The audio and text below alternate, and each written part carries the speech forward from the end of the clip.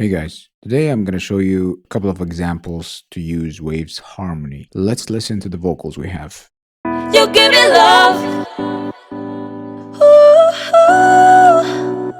We'll just focus on the second part. We're going to add a couple of harmonies, see how it sounds like. First thing we're going to do is we're going to set the key. We've set that to harmonic minor. We'll set our correction to hard.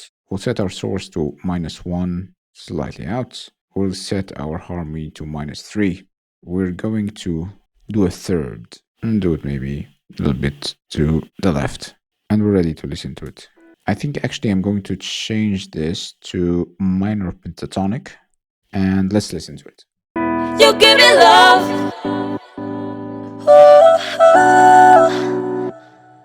How about we try a fifth as well? So let's do +5. Put it a bit low here on the right section. Let's listen to it. You give me love. Ooh. Here's again before. You give me love. Ooh. After. You give me love. Ooh. Try it and let me know what you think. You give me love. Ooh.